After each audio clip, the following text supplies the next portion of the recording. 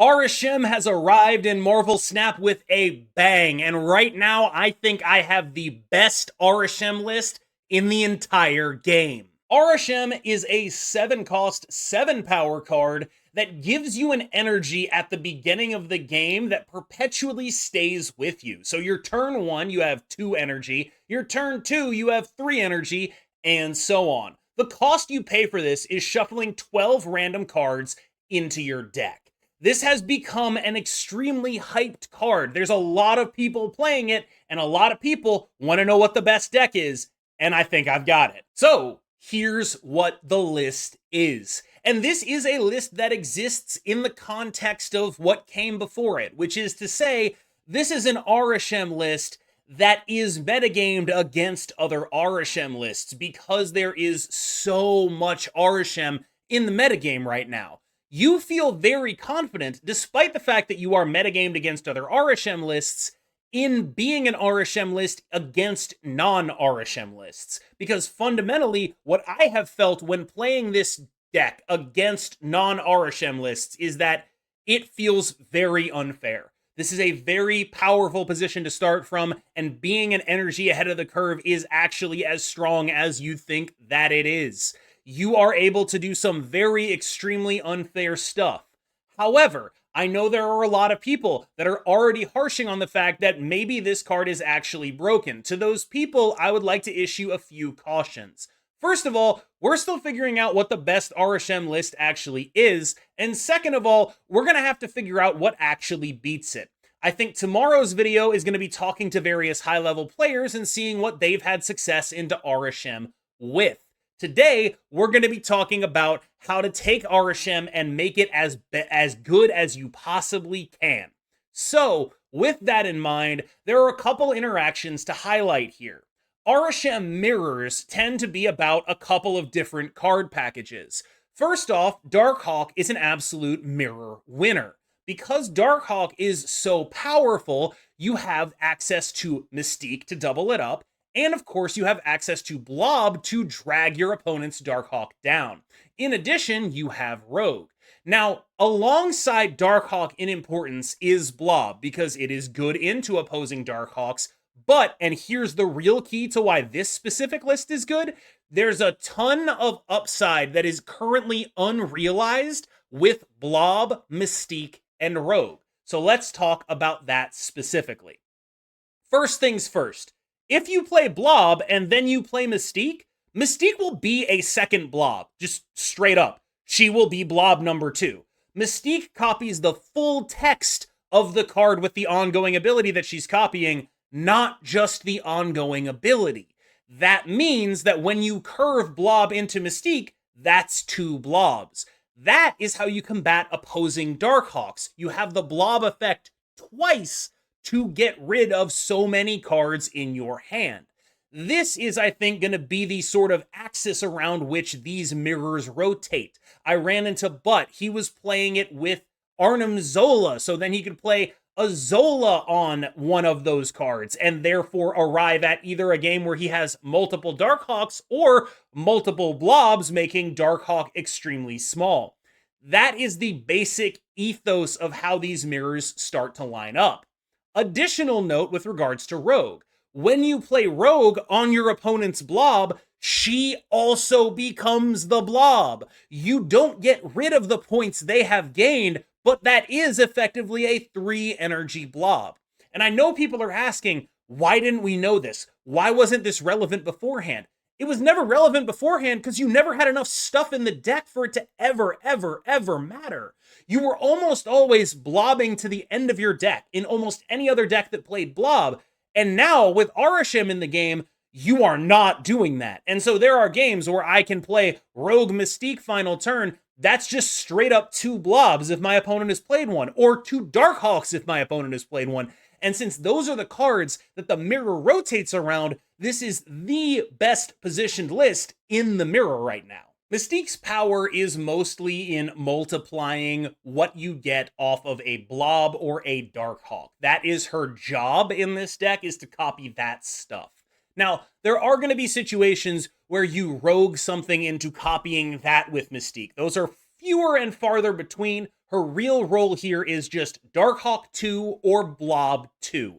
And when you get that for 3 energy, it is absolutely busted. When you get that for 3 energy on a turn where, let's say it's the final turn of the game and you have 7 energy, and so you spend 3 of it on a Blob and 4 of it on whatever else, maybe a Shang-Chi, you can start to see why this gets a little bit oppressive. We've talked about just how good it is to Rogue and or Mystique in order to multiply your power, the cards that really matter in the mirror, Darkhawk and Blob.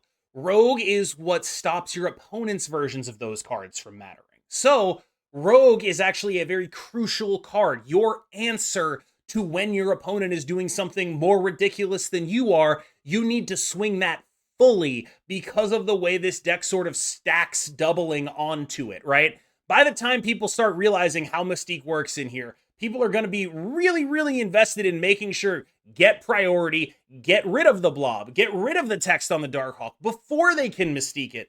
And Rogue is extremely efficient at accomplishing this. Agent Coulson is your glue guy, just an excellent card to play on turn 2 when you have 3 energy, gives you usually a decent card to play on turn 3 when you have 4 energy, great curve filler, puts cards in your hand for Loki, does everything you would possibly want in a deck like this early in the game. There is almost no reason not to run this card in every Arishem deck. He is such a good fit, just a great glue guy for the list. Shang-Chi, I think, is an unfortunate necessity. He's actually fairly close to a flex slot here, but because there's just so much of the mirror running around, you kind of need answers to the stuff that actually matters, right? We've talked about how Darkhawk and Blob are what matter in these mirrors. Shang-Chi makes them not matter by blowing them up, and you kind of need that to happen because you're not overly likely to draw any of them, so when your opponent does and you don't, being able to flip a losing situation into a winning one is very important. Shang-Chi allows you to do this. I think Loki is fairly important for Arishem right now, but it might not be for the reason that you think.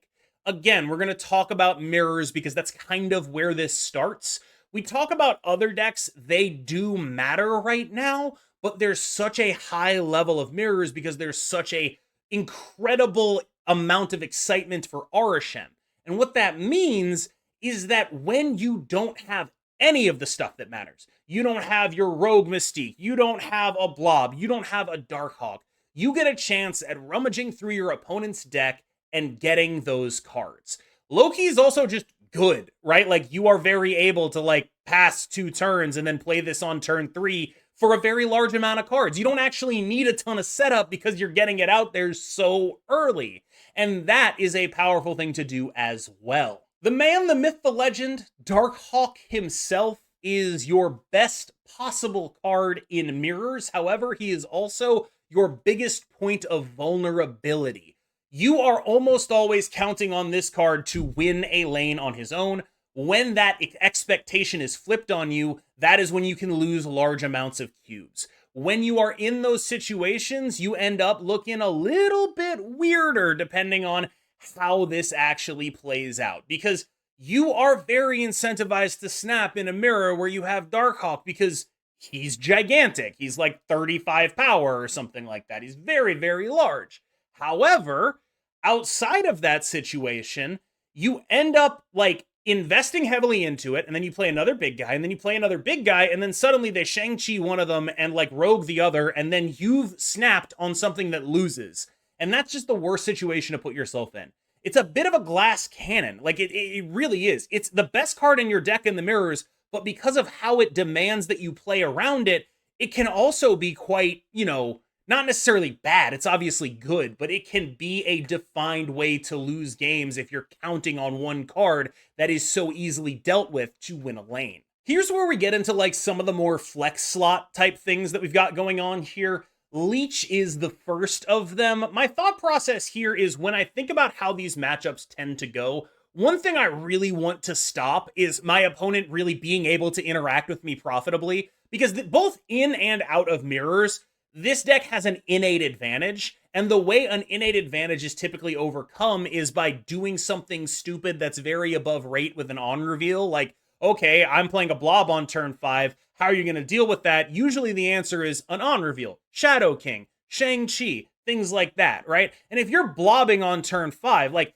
this is your kind of plan against normal decks, right? You leech on 4, you blob on 5, you Mystique the blob, suddenly you have 2 blobs, they're enormous. A normal deck can't really keep up with that, right? And that is what Leech is doing here. However, in Mirrors, you also have this ability to invest in your big stuff without worrying about it getting Shang-Chi'd. You can also turn off their blob, you can turn off their Mystique, you can turn off their Rogue, and so that kind of stuff ends up mattering here too. Legion is the second tech slot option that we have here, and Legion is just sort of a way to make variance happen, right? Like, what we're trying to accomplish is as many free wins as we can possibly get. There's a lot of free wins in Legion. In addition, it can smooth out negative variance, which is also important for a deck like this. One of the things that really strikes me about so much of the metagame right now being Arishem mirrors is that cards that would be good against normal decks, stuff like early Professor X or early, Lady Deathstrike, are not as good against Arishem stuff because of things like every Arishem deck running Magneto and very few targets for Lady Deathstrike. And so we end up looking for another good 5 to end up just playing early. Legion is just a great option here. Very replaceable if you have another idea for what you want to do here. I have no issues with that whatsoever.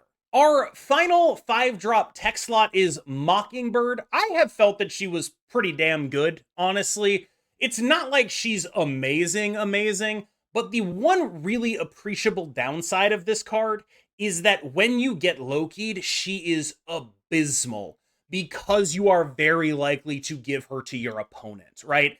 And that is a really awkward spot for a card to be in when mirrors are so prominent, where it's just like, this card is good normally, because it's normally like a 3-9 or a 2-9 or a 4-9. That's just a card you're interested in a lot of the time when you have extra energy, right? You want that, right? But when you get Loki'd, which is fairly common in mirrors, like, it's a thing that people are going to snap you on when they have Loki and you're not really doing anything early. This card really accentuates how good Loki can be against you. In addition, going forward, one of my expectations for this metagame is the things that end up being good against this deck are going to be like normal Darkhawk decks, Clog decks, and Loki. And again, very hard to justify this if a lot of people are Lokiing you. Blob is the man. Like, there is a lot more play in mirrors than there otherwise would be thanks to this card. Mirrors would be 100% about Darkhawk if this guy didn't exist. And to a degree, you could say that mirrors being about Blob all means that mirrors are about Darkhawk, but he does give you a way to, like, backdoor beat Darkhawks, whether that be through playing Blob and then copying him with a Mystique, or through copying your opponent's Blob with a Rogue, getting rid of all the cards in your deck, suddenly their Darkhawk is tiny, or even if you're doing what Butt was doing, which is playing an Arnim Zola so you can play Blob, then Zola the Blob, shrink your opponent's Darkhawks, and get the giantest blobs to ever blob. This is sort of what the mirror has turned into. It seems very much oriented around the plays and counterplays that all sort of spiral outwards from Darkhawk. But I do think that the specificity of just how strong Blob is in this deck makes it a more reliable game plan into regular decks, because you are able to do this turn 4 Leech, turn 5 Blob, turn 6 copy the Blob with a Mystique, play a Mockingbird or a Shang-Chi kind of thing.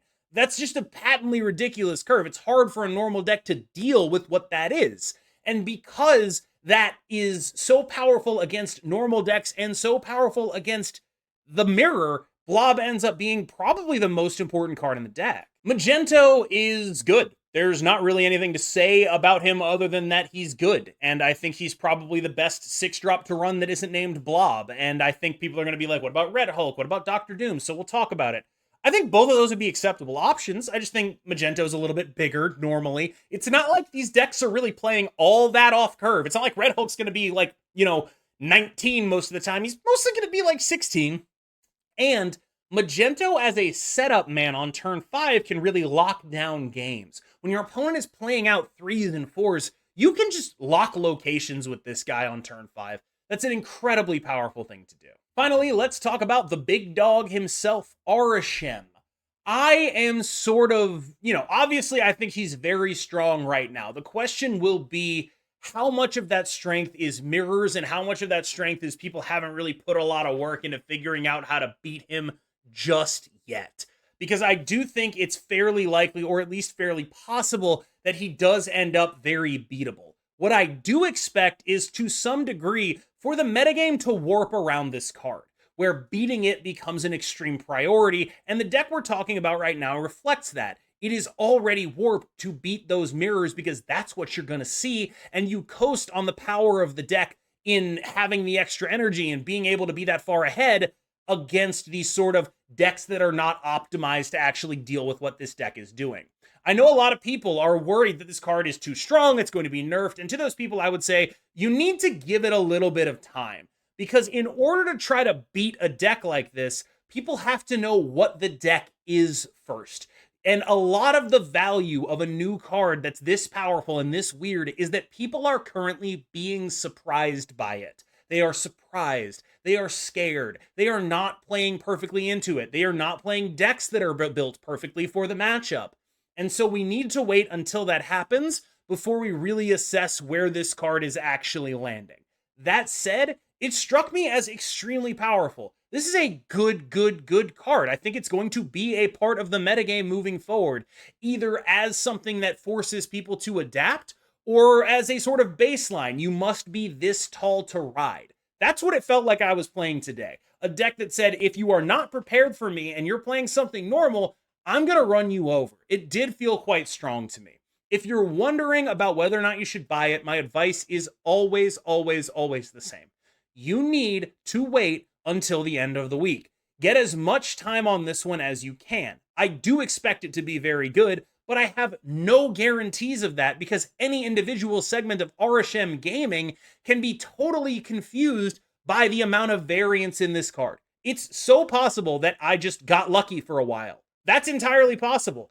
I can't be sure that it isn't until we have a larger sample size, until the metagame has adjusted, until this deck has a form that people are willingly trying to beat. I just can't know. However, I do think that's based on my preliminary experience, this guy is strong. All right, y'all. Thank you so much for making it through that video. I had a fun time playing Arishem, but I'm a little apprehensive for like the potential for it to be a lot of mirrors. Mirrors are not very fun, and they're even less fun when they're so about like one or two cards the way Arishem mirrors are. So I'm a little apprehensive about that. I hope, against hope, that we are able to find 12 card decks that reliably beat the crap out of this. It feels strong into things that are not prepared for it, and I'm willing to buy that the baseline strength of this deck is high, but I do want to see what it does against a prepared metagame before I say, oh, this is busted for sure. Because I've had decks that were ahead of the curve before, and they certainly felt busted against people that weren't prepared for them, but then they gradually started getting more normal once people were like, oh, I get what's happening here. Right now, there's still a lot of people who don't get what's happening here. I think there's going to be a lot of people in this comment section who don't understand why Mystique works on Blob, things like that. Someone had to explain that to me. And so, like, this is a thing that has to be sort of fleshed out, filled out, figure out what's good against it, take a little bit of time. I do think it is strong, though. I really do. All right, y'all. I've been KM Best. You have been phenomenal. Let's jump into the gameplay from here. Enjoy the KM Boost, and I will see you in the next one.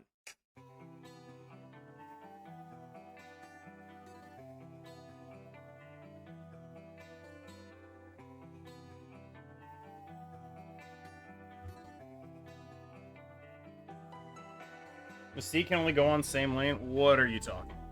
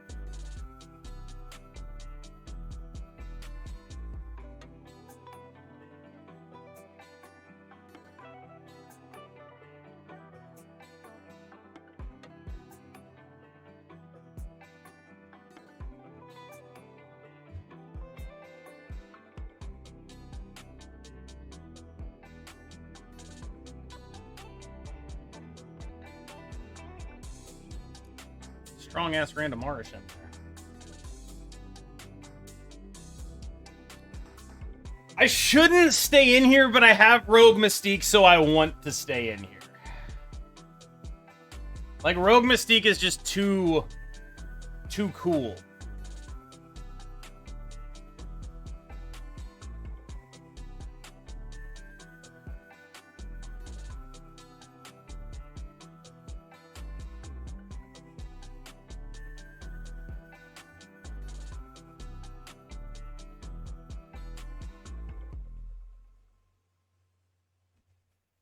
Have you tried High Evo Shem or Tech Shem yet? No.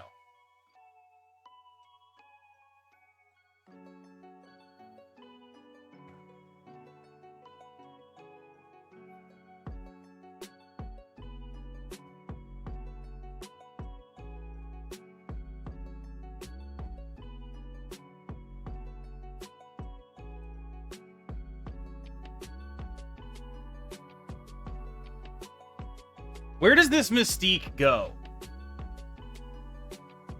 Because Blob doesn't lose its power.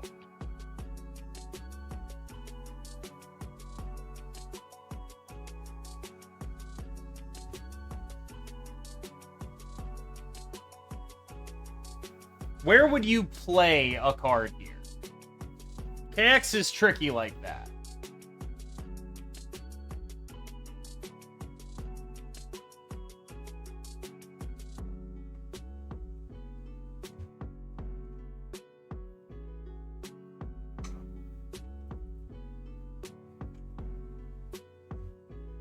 Okay. Okay, okay, okay, okay, okay, okay. Okay, okay. The combo that we put in the deck for this reason, baby. Okay, okay.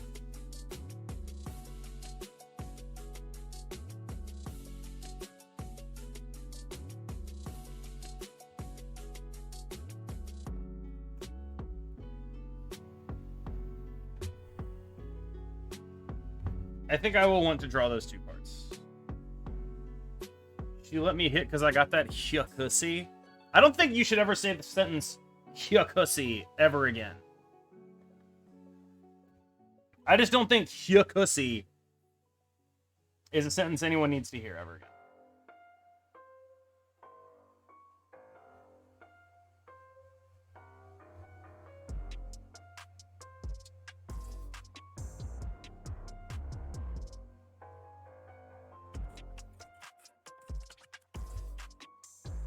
If they're snapping, it's because of Darkhawk shit, right?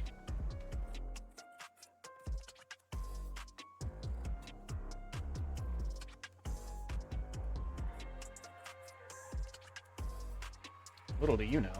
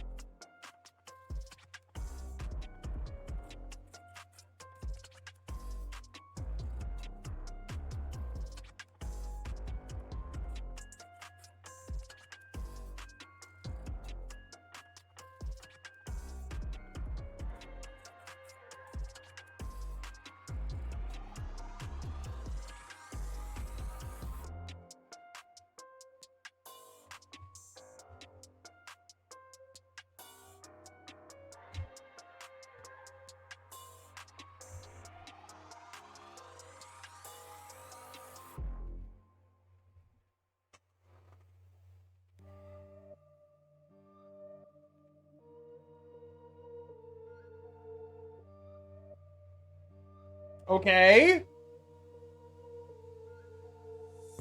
Woo! Super Scroll!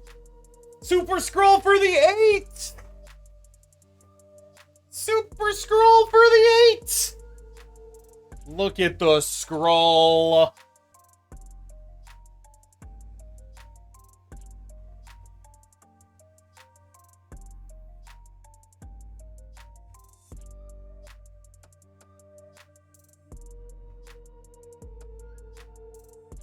Very reminiscent of Loki mirrors? I don't think that's true. I think that's a thing people say, but it is not actually true.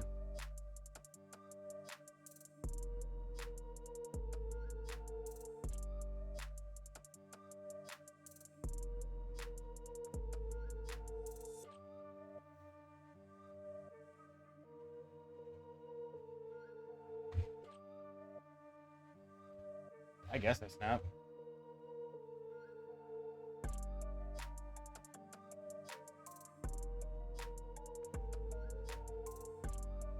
Okay, calculated that just came from a stream. Well, you can go back there then, buddy.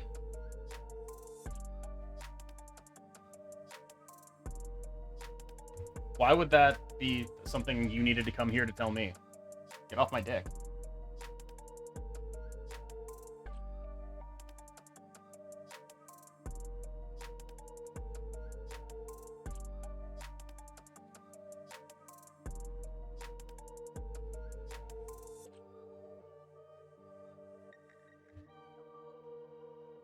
So that is again, why would I need to, why do I need to know that? You know what I mean?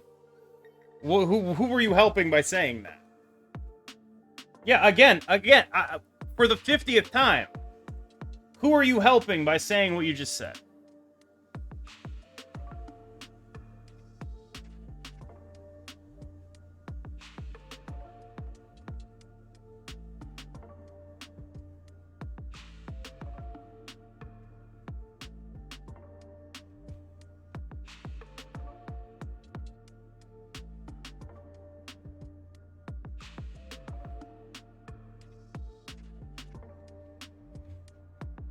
It's a joke.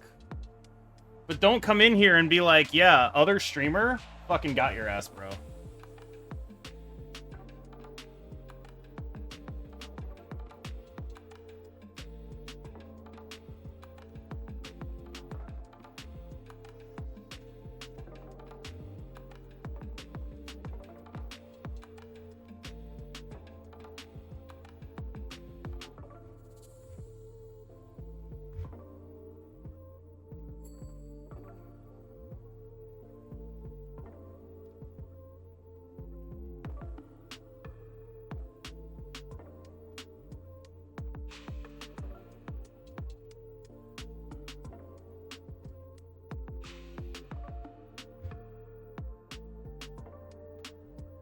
Damn, I wasted my Taskmaster.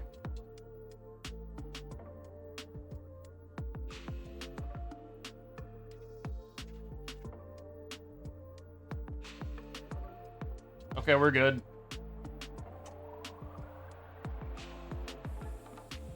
Yeah, we're always shanging here. Every single time. I just don't think it's randomly generated Darkhawk in the Arishem mirror. Wow! Cool!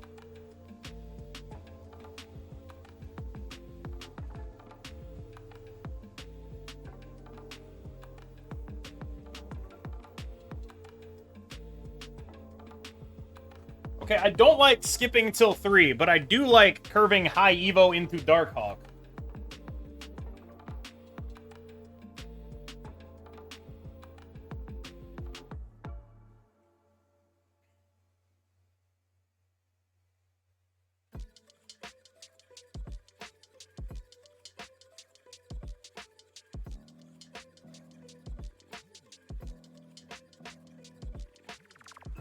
Is there a world where we leech first? It's dumb. Am I just being dumb? I'm probably just being dumb. Whoa, they snap me? What is the possible justification for snap here? I don't fucking know. Maybe we're gonna regret not leeching. Oh, sure.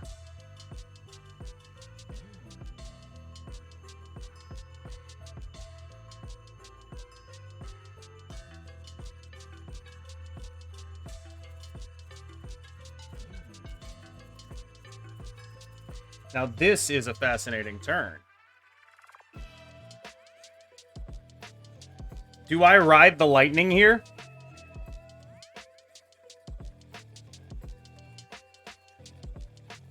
With no tech cards in hand, I think I'm incentivized to ride the lightning a little bit.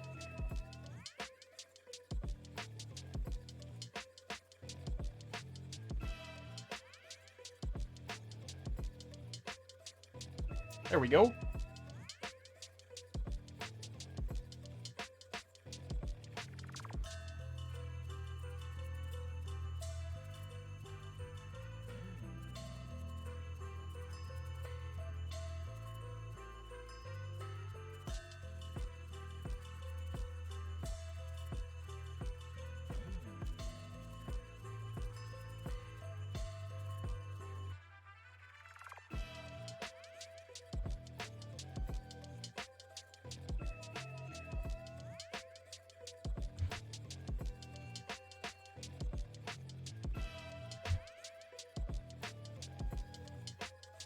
So it's just a Shang middle, right? Yep. What a coinky dink this is. They Shang middle, but we expect the Shang middle, so we re-up the mid lane with 9 power, which beats their Shang even though it got Fastos. I gotta go pee, but we did something there. Solid assumption to make, I think. Oh, Havoc. Hell yeah. Fucking love to play that on turn 1.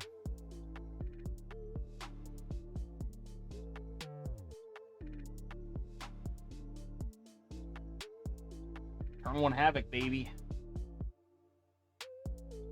Okay, here's the thing. We're turn 3 Lokiing for 6. That's gotta be good, right? Like, it's just gotta be good. There's no way that it's not. You played Cow over Cull to dodge Shang? I played Cow over Cull because of the text on Cull.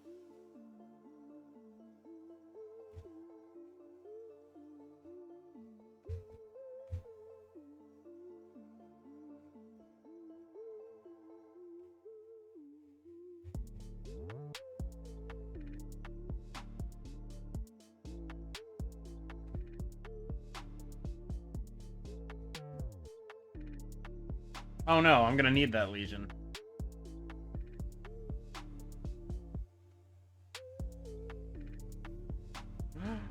Well, that is just tremendous.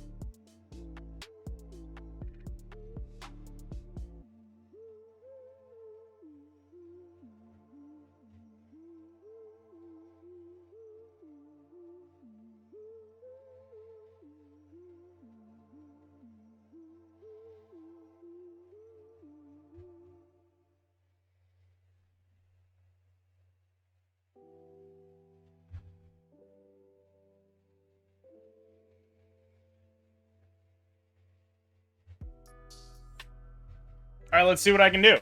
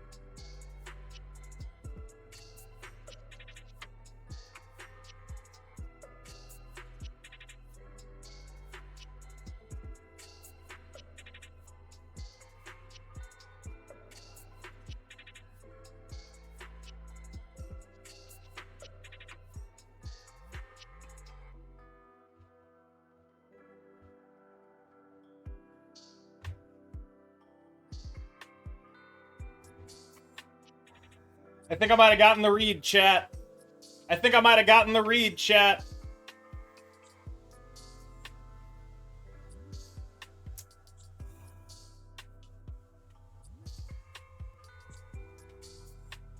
Why does your snipe shield cover half of chat in your cam? Because it has to in order to not leak half the shit. I want to get a cutout for my cam, but, anyway, yeah, this was basically like a, could we beat She-Hulk in every lane? And we couldn't beat She-Hulk in the middle. So we just had to pick a lane for the Infinite to go in. And the way we played it, we kind of win every time, right? Because if they go here and it's a tie, or they go here and we win it, and then we win the tiebreaker. Tani with the Prime, thank you so much.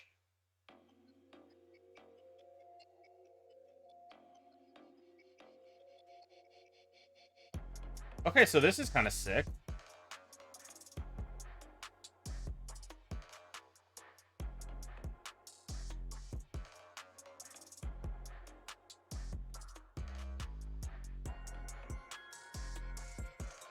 No overlay? Oh, sorry, we're in the wrong part of the client.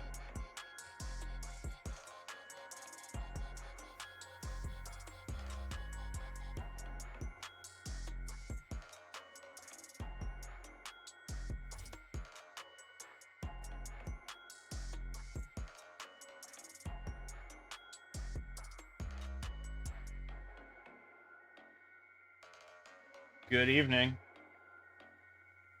Hello, Blob.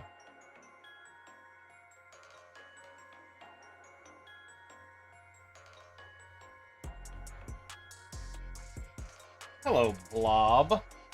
Why Mystique over something like Wave? You can Mystique your Blob. TJ Games, thank you for the Prime.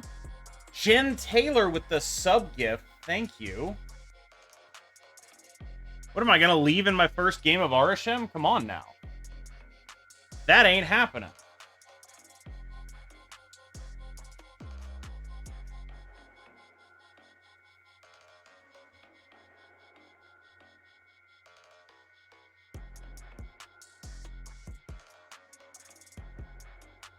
That's probably terrible.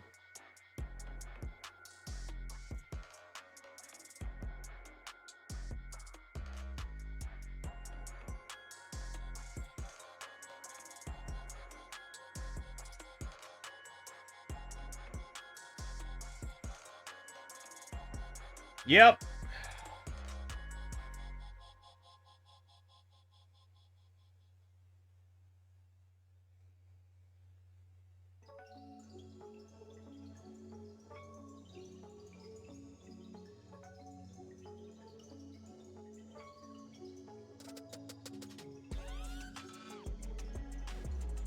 I mean...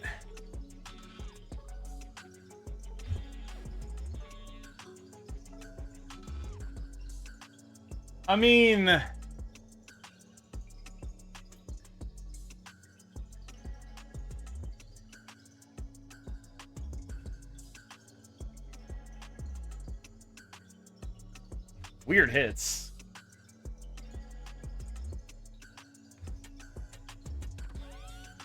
What about Grandmaster the White Tiger? Oh, I think that probably is better. You're right. Mystique loses her thing, so we can do this after.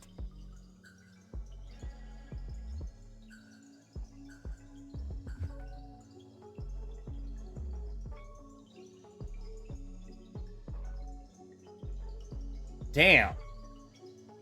That's really bad.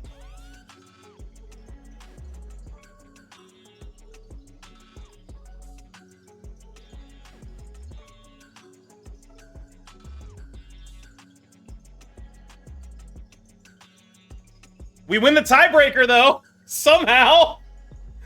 We did it. We're genius. Legion? Jesus.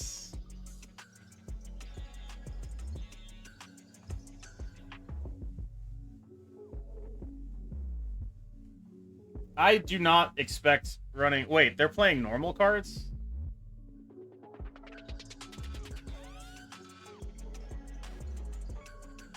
Well, that can't be right.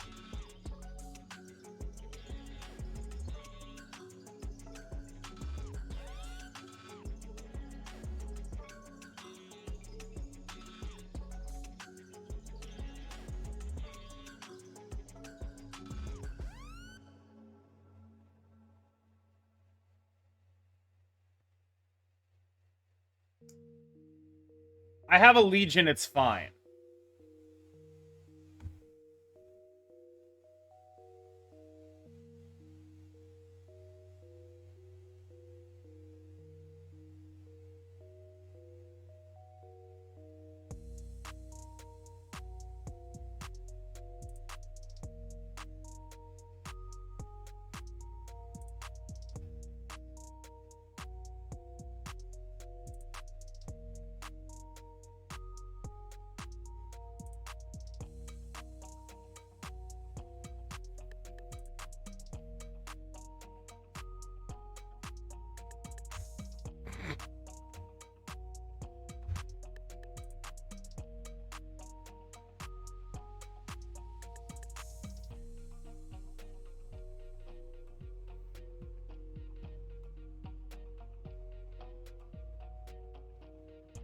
You should... Someone... Do I have any mods here? Nah, I can't send it with Viper. It's, like, a little too obvious, right? Thank you?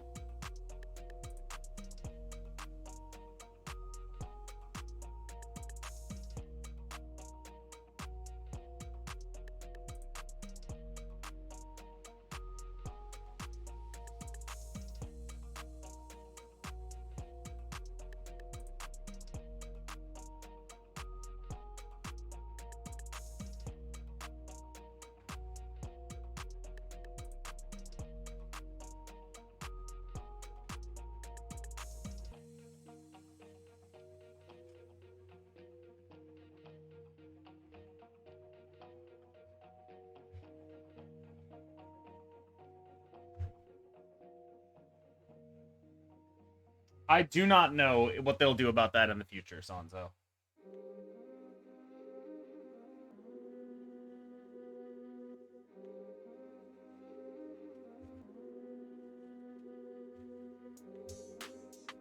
So, like, I have so many different lines here.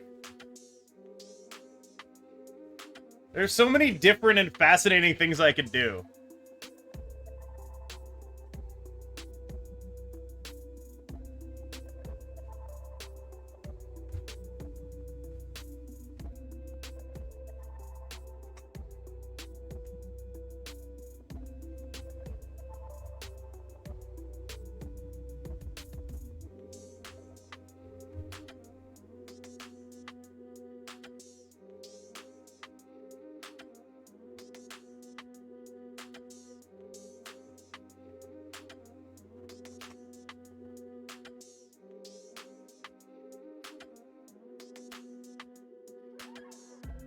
Assuming they play to win, Legion on bar is not an insta-loss. That's the thing. Assuming they're actually playing to win this game. I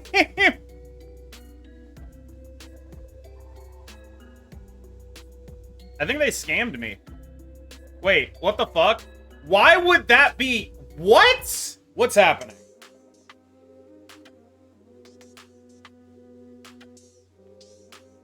They moved into that lane to get rid of it being the fucking bar. And then died.